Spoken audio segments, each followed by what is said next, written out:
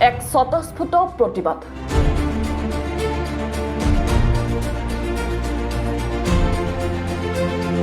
প্ৰতিবাদত উপস্থিত থকা হয়তো কোনেও কাকো ভালদৰে চিনি নাপায়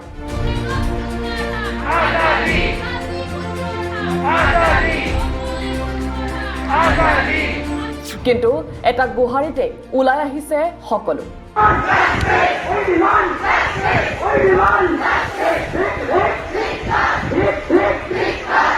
স্বাধীনতা দিৱসৰ প্ৰাক মুহূৰ্তত নিজৰ সুৰক্ষাক লৈ প্ৰতিবাদ কৰিবলৈ বাধ্য হৈছে নাৰী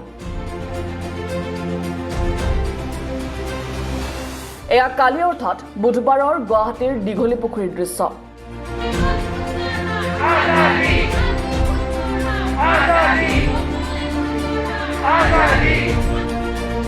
স্বাধীনতা দিৱসৰ আগদিনা এনেকৈয়ে গুৱাহাটীৰ ৰাজপথত নিজৰ স্বাধীনতা সুৰক্ষাৰ বাবে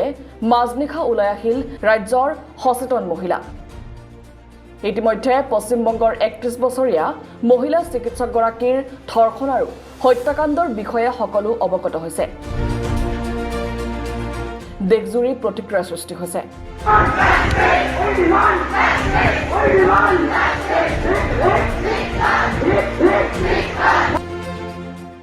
কিদৰে এগৰাকী কৰ্তব্যৰত মহিলা চিকিৎসকক চকুৰ পলকতেই মাৰি পেলোৱা হ'ল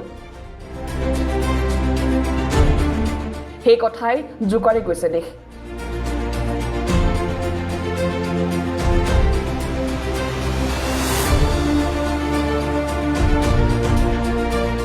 আঠসত্তৰ সংখ্যক স্বাধীনতাৰ অৰ্থ বিচাৰিছে দেশৰ মহিলাই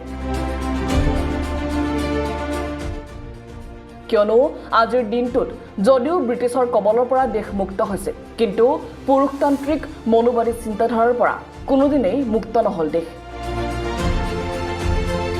সেয়েহে মাতৃকোষত থকাৰ পৰাই নিজৰ অস্তিত্বক বচাবলৈ যুঁজ দিব লাগে নাৰীয়ে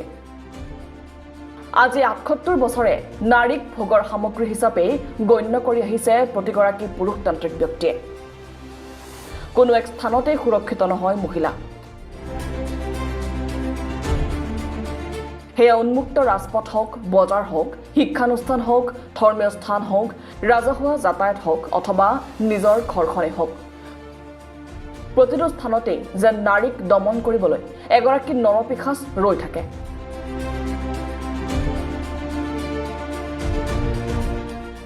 বহুতে ক'ব খোজে সকলো পুৰুষ একে নহয় নিশ্চিতভাৱে সকলো পুৰুষ একে নহয় কিন্তু সেই একাংশ পুৰুষৰ বাবে সমগ্ৰ নাৰী জাতি আজি অসুৰক্ষিত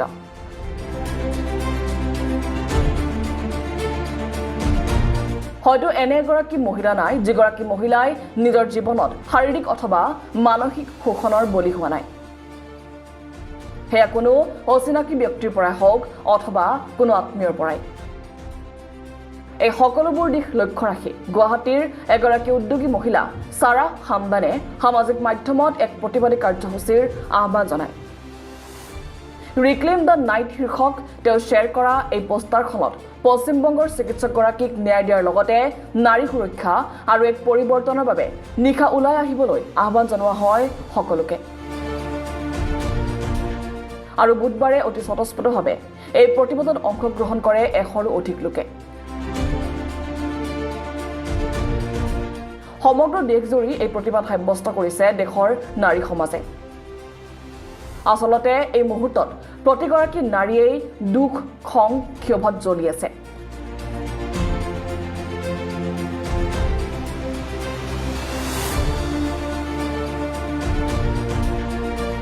নিজৰ প্ৰাপ্য অধিকাৰ স্বাধীনতাক লৈ শংকিত হৈ পৰিছে দেশৰ মহিলা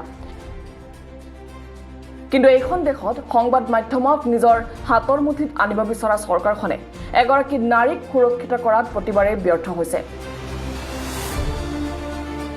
প্ৰতিবাৰে এগৰাকী নাৰীয়ে ন্যায় পাবলৈ বছৰ বছৰ অপেক্ষা কৰিবলগীয়া হৈছে আৰু প্ৰায়ে দোষীক শাস্তি দিয়াৰ সলনি নাৰীৰ চৰিত্ৰত কাপুৰত প্ৰশ্ন তোলা হৈছে